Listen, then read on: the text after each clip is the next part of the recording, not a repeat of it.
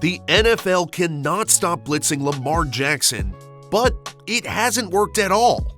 Defenses are blitzing him 42% of the time, second most in the league, yet his 8.7 yards per attempt is best among starters. Why do teams keep sending heat at him if he's continuously proved he'll dice him up?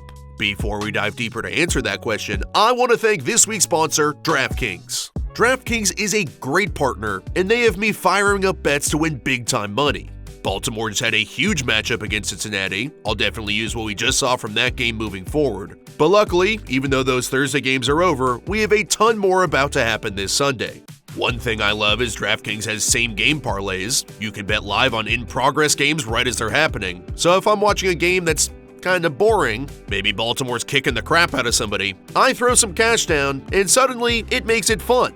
New customers turn $5 into $200 if your bet wins, paid instantly in bonus bets. The crown is yours. So if you use my promo code RollinsNFL, turn $5 into $200 if your bet wins, paid through bonus bets. Before we really get started, let's get on the same page and define exactly what a blitz is. Of your 11 defenders, if you send 5 or more at the quarterback, that is what qualifies as a blitz. You're more likely to play some sort of one-on-one coverage when blitzing. Even zone coverage basically turns into man because you have one less guy. There is always a trade-off in football when you're deciding if you're gonna blitz or not. If you choose to send 5 or more at the quarterback, you're of course losing coverage on the back end. The more you send at the QB, the less bodies you have in coverage, and vice versa. Defenses use their 11th guy, what we've called the Joker on this channel before, where he indicates what the defense is trying to accomplish. He can blitz, like we're talking about, but you can see how that leaves the outside defenders with less help in coverage. So then, do we want to help those guys in coverage by making him a zone linebacker over the middle? However, when we don't send 5 or more, we're risking not getting as much pressure. Maybe we're terrified of Zay Flowers torching us, so we double him. Maybe we're scared of getting beat deep over the top, so we put the Joker in too high. We'll see teams spying Lamar too, designating the Joker just to make sure he doesn't scramble. But once again, now we have to hope we're getting to the quarterback with just 4 pass rushers, something that doesn't always work, especially against Lamar. When diving deeper into his advanced numbers, it kinda makes sense why defenses are doing it. Lamar scrambles literally half as much when blitzed, scrambles just 5% when blitzed, 10% when not, and his time to throw drastically drops down to 2.74 seconds when blitzed versus 3.3 when not. So this means he's not scrambling around, he's getting rid of the ball quicker. So even though his passing numbers are much better against the blitz, defenses don't care, they're making him one-dimensional. Defensive coordinators hate scrambling quarterbacks because there is no game plan if he breaks contain. And plus, the Ravens have at best an average receiving cast. Zay Flowers is great, then it's Mark Andrews and not much else. So if I'm a defensive coordinator and have to decide between Lamar passing it, holding it forever, scrambling, or quickly distributing to meh playmakers, I'd choose the second one too. As I said, defenses basically end up playing man coverage when blitzing because you have one less guy in coverage, so it's harder to play zone. So when Lamar sees he's getting blitzed and it's man coverage, he's getting these quick passes off to punish the defense for sending extra pressure. To counter that pressure, the Ravens like using play action. Play action counters the blitz, because despite the defenders being in man coverage one-on-one, if Andrews blocks Brian Branch, Branch now has a responsibility in the run game to fill in a gap. This is why the Ravens love bunching a lot of heavier bodies in tight to the line when getting blitzed, because if they spread everything out, Branch is not in conflict whatsoever, he just knows he's got Andrews and that's that. But by bunching everybody in tight, this puts a ton of stress on Branch to either beat the block in the run game or stay in good coverage in the pass game. Using play action with these big heavy personnel groupings really helps the Ravens offense create intermediate throws over the middle, because these linebackers, even if they're not blitzing, are still in conflict when they have their man assignment, because they still need to fill in those potential gaps in the run game. Like here, for example, watch Blake Cashman, who has Patrick Ricard in man coverage. But when he sees Ricard bursting through the hole, he has to take him on with outside leverage to funnel Henry inside right to Josh Metellus. But then, since it's play action, this opens up the second level, plenty of space for Lamar to make a one-on-one throw. The more bodies the Ravens put on the line in the box, the more bodies the Vikings have to bring into the box, the more guys they have to rush, which creates more room for Lamar to throw. He has gotten so much better with his pocket movement that he doesn't get enough credit. His ability, even with extra pass rushers, to slightly slide into open space creates just an extra half sec longer so that he can keep his eyes down the field and make a throw. Here's this dagger concept where, honestly, perfect rep.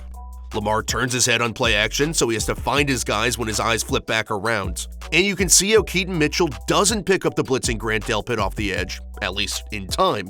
So Lamar, while keeping his eyes downfield, creates space in the pocket, sees Andrew isn't open, then while creating that space, rips the dig in right behind him. He just doesn't get enough credit for his abilities as a pure passer. The mental side of his game has gotten leaps and bounds better, where, for example, he's consistent when he's hot. Being hot is when you get a free rusher, so you throw a pre-designated quicker pass to attack the defense. With just 5 blockers, the Vikings are showing a 7-man potential pressure. The Ravens want a full slide to Andrew Van Ginkel. They're worried he's definitely coming. So Lamar knows if he gets any 3 weak away from the slide, he'll have to quickly get rid of it and throw this quick route to Henry. While it's not a big gain, it shows that he understands how the mechanics of offensive football works, how to defeat the blitz, knows that if the defensive end peels or drops out, he is a great matchup, and it's just another way that he can beat defenses when they bring more than 4. Now, there are ways to fool him, he's not perfect. If you can mix up your tendencies, show him one thing for a large part of the game, then change it up, that is how you beat Lamar with the blitz. The Lions are an especially man coverage heavy team, they'd been using it against him all day, so the Ravens dialed up a spear concept, a man beater with a 7-man protection to try and protect Lamar long enough so he can hit a deep crosser. Spear beats man, because against 2-man corners, it's just our fast guy running away from your guy, but usually we have leverage, we'll see who can get there first. But when the Lions drop into zone coverage, Lamar doesn't have any answers and has to take a sack. Then 2 plays later, the Lions really fool him. This looks like cover 0. We've got man coverage across the board with 1 more pass rusher than the Ravens can block, so the rush is coming quick. So Lamar audibles, goes essentially to the same concept, spear again, but look how the Lions just zone off, use a spy to keep him in the pocket, and another sack. This is not to say that what the Lions did worked against him. He destroyed their blitz all day long. And because he kept tearing him up, provoked an interesting dilemma for NFL defenses. Do you blitz him, like we saw today, or use a spy, so you're technically not blitzing, but now you have a linebacker who's just following him wherever he goes and crashing in at a certain point in the down. Spying him obviously isn't a new idea, but it's an interesting predicament for defensive coordinators to mull over. Do you blitz a 5th guy and clog up another one of the rushing lanes, with the added benefit of creating actual pressure in the pocket? Or do you just rush 4, risk not as much pressure, but then have somebody dedicated on Lamar at all times so he's not as likely to be able to pick up yards on a scramble? Defenses have always been tortured by him, really, ever since he entered the league, but now he's reached a level of play that really puts them into a bind. Sure, by blitzing, they can cut off some of the things he wants to do and make him essentially one-dimensional, but he's developed as a quarterback to the point where he can rip up the blitz whenever he wants and has made, ironically, the defense one-dimensional.